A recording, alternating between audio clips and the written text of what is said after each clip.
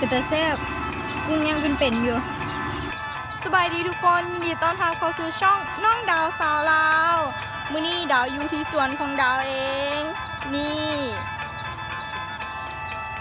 มีเป็ดมีไก่มีครบไปเลยเนาะเดี๋ยวมื้อนี้ดาวจะพาทุกคนมาเบิ่งสีข้าวเนาะเดี๋ยวเขาจะเข้าไปกันเลยเพราะว่าตอนนี้เอื้อยของดาวสีข้าวอยู่เนาะข้างในแต่ว่า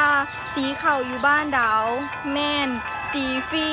แต่ว่าเขาจะเอาห้ำเอาเข้าปลายไว้หรือว่าถ้าใครอยากได้ห้ำอยากได้เข้าปลายก็แม่นได้ซื้อเอาและกะมื้อนี้มีลูกค้ามาหลายเดี๋ยวเห็นแต่เศร้าแล้วเนาะเดี๋ยวเขาจะไปสีข้าวซอยเอื้อยเขาเลย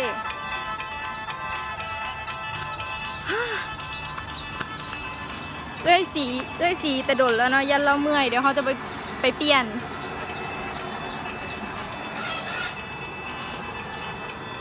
อะไรเอง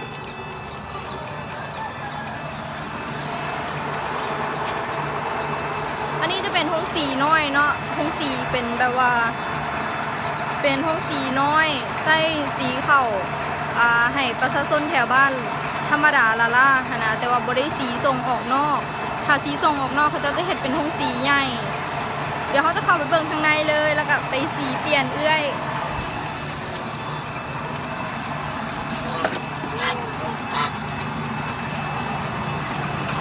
นี่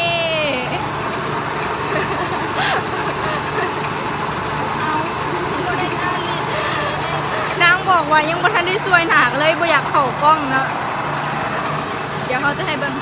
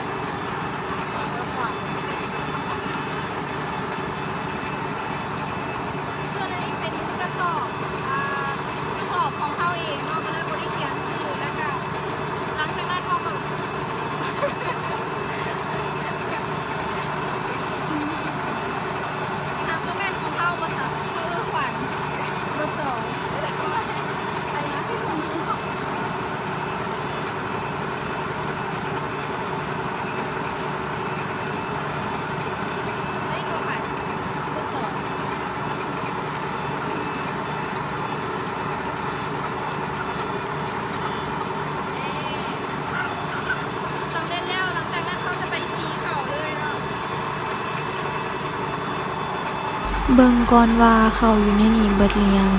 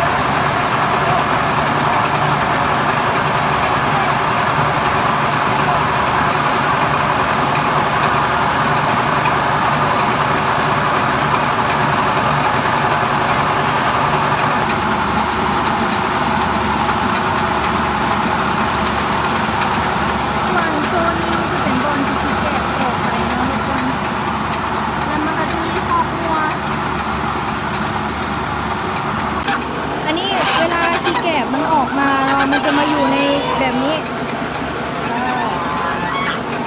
แล้วมันก็จะผสมกับขี้งัวเพราะว่าเขาก็จะเห็นข้าวงัวไว้อยู่เลยเขาจะทำขี้งัวแล้วเขาก็เอาขี้งัวไปใส่พุ่นนาได้แบบสบายใจเลย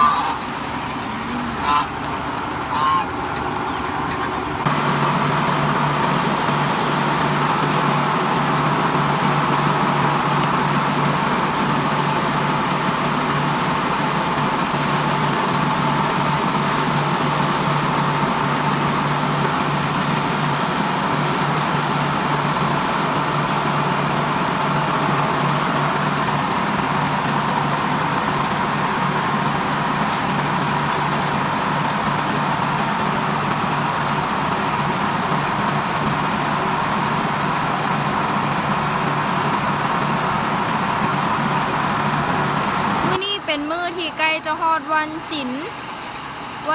หรือว่าแบบมื้อที่เขาเจ้าลงใส่บาตรนะทั้งปูฮานเพิ่นถือทางฮอดวันศีลแม่นเฮาจะบ่ได้สีข้าวหรือว่าจะบ่ได้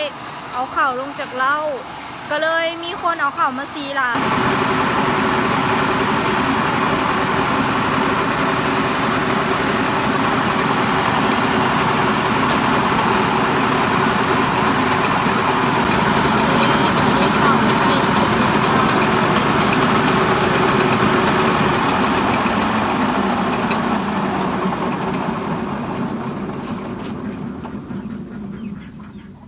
ก่อนเราจะปิดธงสีก็เอามือไปโต่งไว้ก่อนเพราะว่ามันจะมีมะขีหิน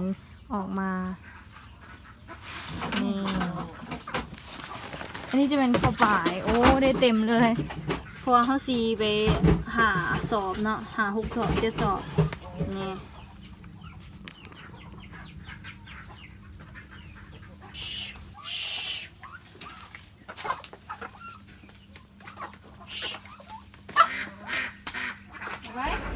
ตอนนี้แล้วเด้อทุกคนกำลังเกี่ยมจะเอาข้าวไปส่งนั่นเอง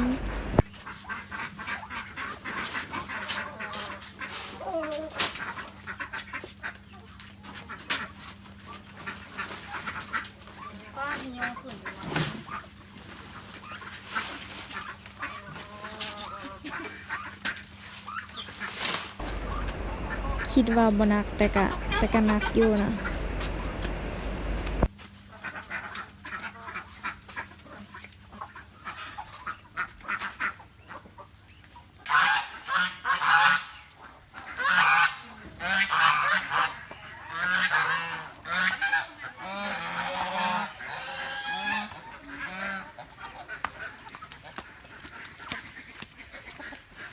เดี๋ยวเขาจะเอาเขาไปส่งเขาเจ้าเลยเนาะเขาเจ้าสิบ่มีเขามาแรงเขาจะเอาไปส่งอีกอยู่หมู่บ้านหนึ่งสำหรับมื้อนี้ดาวขอปิดคลิปไว้เพียงเท่านี้เดี๋ยวมื้อหน้าจะพาไปเฮ็ดหยังฝากติดตามกดไลค์กดแชร์ให้แน่เด้อนี่ทุกคนอันนี้จะเป็นกุ้งที่ลูกค้าหรือว่าคนที่เขาเจ้ามาสีเขานำเขาเจ้าเอามาฝากเป็นตาแซ่บกุ้งยังเป็นอยู่บอก